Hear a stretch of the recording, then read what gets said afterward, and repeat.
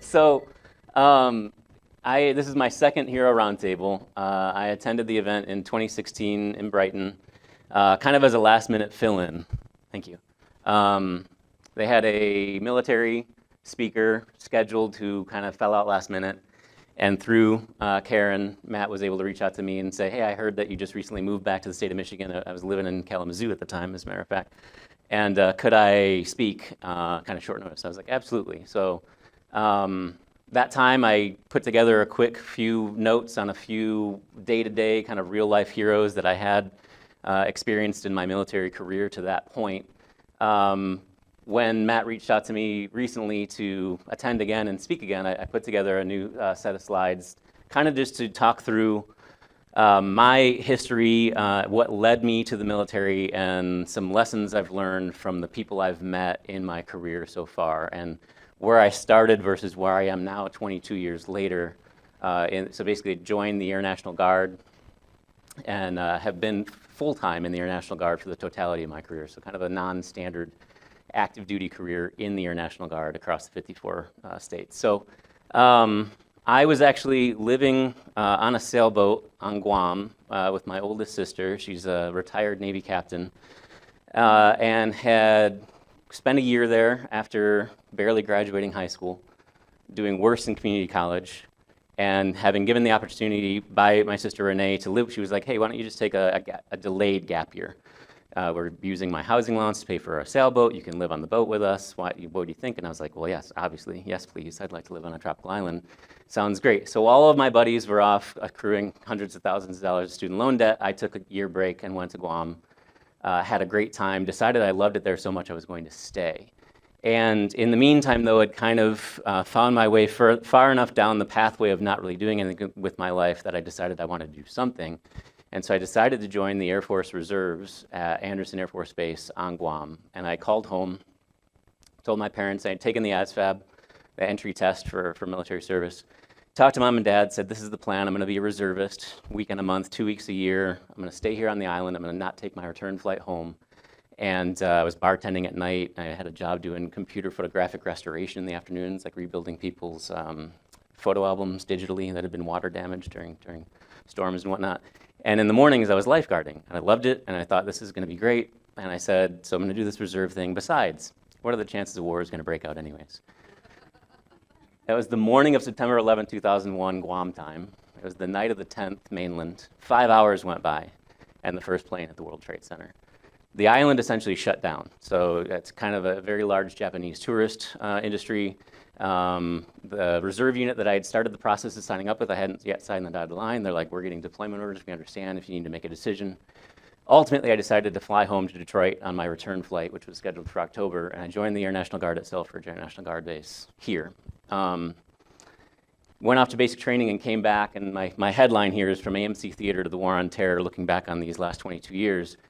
When I got back from basic training, I was awaiting tech school dates to become an imagery analyst, intelligence, enlisted career field. And the only job I could find was at the AMC Forum Theater down M59 from here over in Sterling Heights. And so I was making $6.75 an hour sweeping up popcorn. I didn't love the job, kind of actually hated the job. One of my favorite things was, I swear people would have a method of popcorn eating on their way to the film where they would just take a handful and throw it at their face and see what would make it in.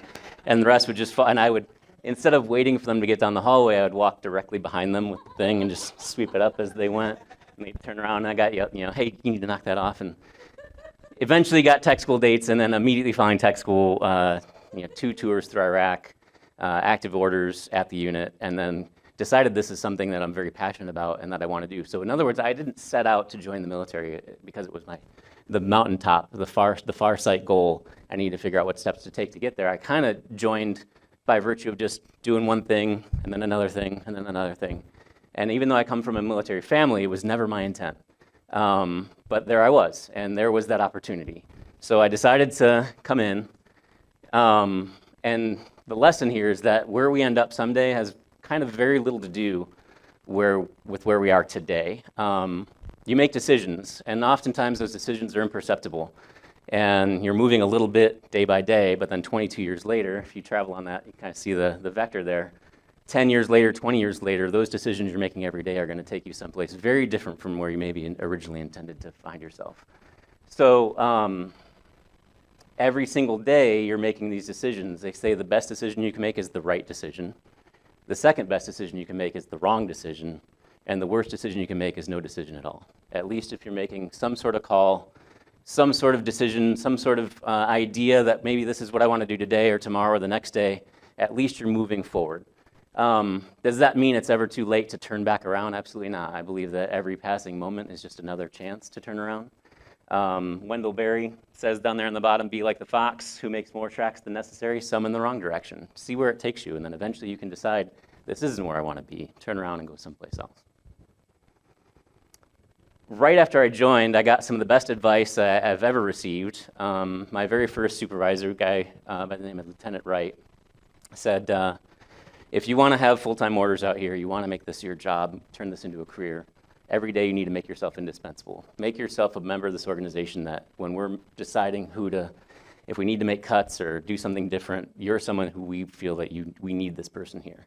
In order to do that, a simple way you can achieve that is identifying things that need to be done that no one is doing. So it might not be your job, but if it's no one else's job either, and it needs to be done, make it your job. Just do the things that need to be done, fill the requirements, find requirements and fill them.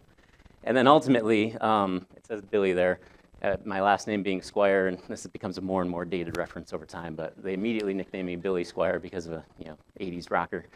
I had my very first feedback session with the supervisor, and I thought it was going to be an attaboy. I thought I'd been doing good work, and this is going to be fun. And he sat me down. He said, hey, Billy, you're an underachiever. And I thought, wait, I thought I was doing all these good things, and I was making myself indispensable, and I was finding stuff that needed to be done and doing it. And he said, yeah, that's true, but I can see in you someone who can accomplish more, and you don't have to work so hard to do the things you're doing, and then you kind of relax. And if instead of relaxing, you continued that process, then maybe you do better. And he said on the bottom there, no one likes an overachiever. Don't do that. Don't brown nose, don't overachieve, but come in every day and achieve. Come in every day and accomplish something positive, whether macro or micro. Come in and do something that's going to help you and help the organization move forward. Those things, and ultimately, I felt seen, because that's why I did so poorly in high school and college, because I used to call it efficiency driven by laziness. If I do the job quickly and I do it right, I can sit back down and do nothing else for the rest of the day. Instead of that, applying myself through the entire workday, beyond the workday, through the week, through the 40 hours, into the next year, figuring out what I can be doing better for other people and myself and those around me. Those are all little deposits you're making in what I call the bank of goodwill. Every day you come in, you do good things for the people around you, you do good things for your organization, you're making deposits in the bank of goodwill. Because ultimately you might make a mistake, ultimately you might do something wrong, ultimately you might find yourself in a situation like I did where I was receiving some paperwork for some poor behavior. But by making deposits every day in the bank of goodwill, I was able to make a pretty large withdrawal when I screwed up and not go insufficient funds. Because people knew who I was.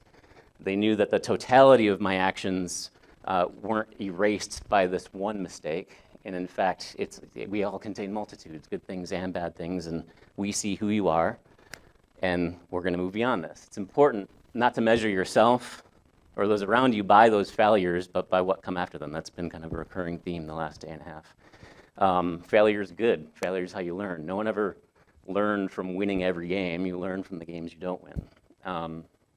And what's important is not the failure itself. You should not measure a person by their response to victory, but their reaction to defeat. Now that the failure is behind you, what are you doing to move forward and learn from it, fix it, fail forward, do things better in the future?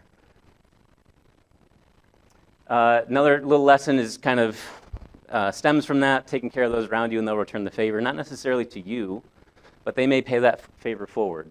So I often have seen in the military and in organizations at the government level, people take care of their own team, and I think that that's great. You have a good team culture and you take care of each other.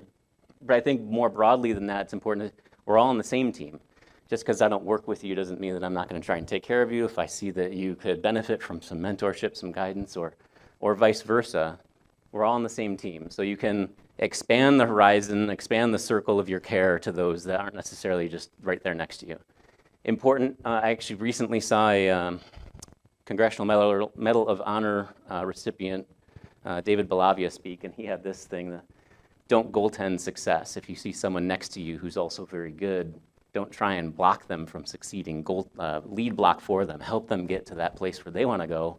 And ultimately, the two of you together are the tide that lifts all ships. Helping each other gets there, rises that tide. And then also, this is kind of repetitive action, treating people well, small, tiny acts of heroism. One of the things we discussed yesterday is how heroic acts occur when they're required, and ultimately it's important to do the work ahead of time to maybe mitigate or reduce the exposure to that risk where heroism is a requirement. I would challenge you to take heroic actions when they're unrequired.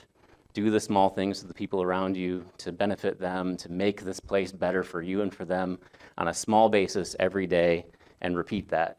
And if you do that, yeah, they might tell one or two people, hey, this guy's a pretty good dude, he took care of me. And just because that reaction, that response is small doesn't mean that it's not valuable. Maybe more importantly, if you see here, like, treat one person very poorly, they're going to tell everyone. So you do some good things, they might tell one guy or one gal. Screw someone over, they're going to tell everyone with ears. So treat people well at all times.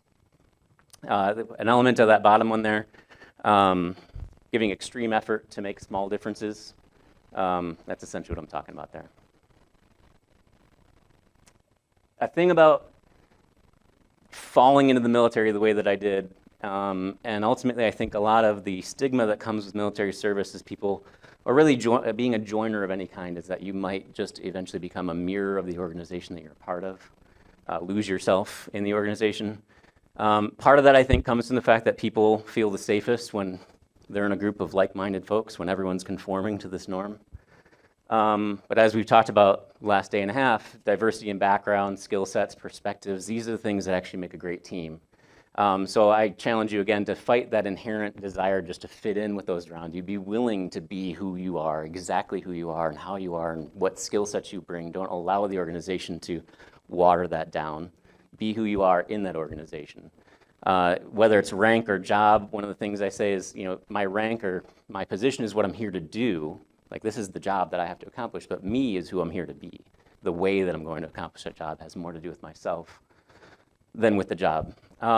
Building a strong team is, again, looking at other people's strengths as compliments to yours as opposed to a challenge to your authority.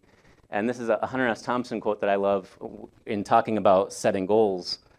He says, don't strive to be a fireman or a banker or a policeman or a doctor. Strive to be yourself. Like, find that goal, but ultimately don't allow the goal to force your conforming to it.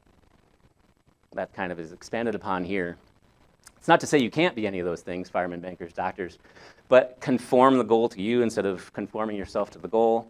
His formula, Hunter S. Thompson essentially says, nature and nurture. Your heredity and your environment create in you a creature of abilities and desires, and also probably a need to have a life that feels meaningful, to do something with meaning. So it's important to choose a path that allows your abilities to function maximally towards the accomplishment of those desires.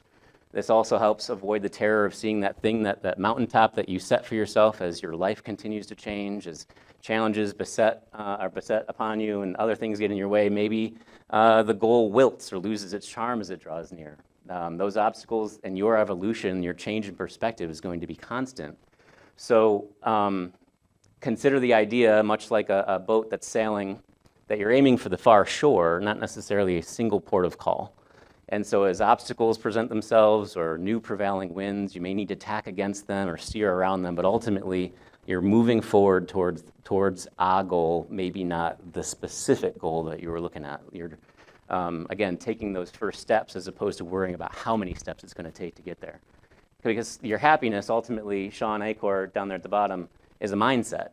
Enjoy the journey of getting to wherever it is that you're going to find yourself, as opposed to tying your happiness to that destination. Just work on being happy on the way there. So I have just a couple closing things here. So I'm essentially encouraging you to make decisions, any decisions. They're all going to be correct and better than making none whatsoever. Taking care of the people you find along the way and being true to exactly who it is that you are. You continually shape your goals to match your abilities and desires, and all of this starts with the first decision. When you leave here today, whether it's from a fitness perspective, walking a lap, enrolling in one course, attending one event like being here today, reading a page, writing a paragraph. Start today, repeat tomorrow, and be accountable to yourself. Like hold yourself accountable to moving forward and moving towards your goals. It's a Leo Beebe quote there on the bottom. Also a really fun, speaking of the military loving acronyms, that's a palindrome acronym, pretty rare category there. Do what you say you will do.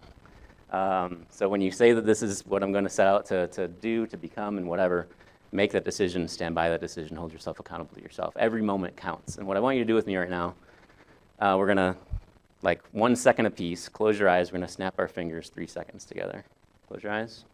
1, 2, 3. That's 3 seconds. They're gone now. You're never going to get them back. So what are you doing with the next 3 seconds, with the next moment, with what's available to you moving forward? Don't lose sight of just what's around you. Be aware of it. Be present in it. What I would like to do as I close is use my next moment to thank Matt. In terms of the impact you can have on people, I'll be quite honest.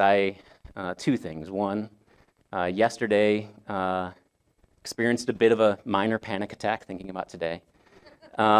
Breathed into it, breathed through it. And I'm not an uncomfortable public speaker. I used to be. 22 years of intelligence briefings will get that out of anybody's mindset. But surrounding yourself in a room full of other people who are great and do great things and have accomplishments and have managed grief and have led despite age and put themselves into places where out of their comfort zone in order to find real moments, and leaders of organizations and stuff, and you find yourself experiencing what Jaheim was talking about, some imposter syndrome, and I was feeling that a bit last night. I fell into the military, and I kind of just am a guy who takes care of people, I guess. But when I spoke in the 2016 event as like a last-minute backfill, that was fun and great. But when Matt reached out to me, I shared with him, I think I said, you're a very inspirational person. And in fact, I said, you might be inspiration personified. And you said, it's interesting, I'd like to know how I'm doing that, but we can talk about it later. But you reached out to me and asked me to speak here again, and it made me feel valued.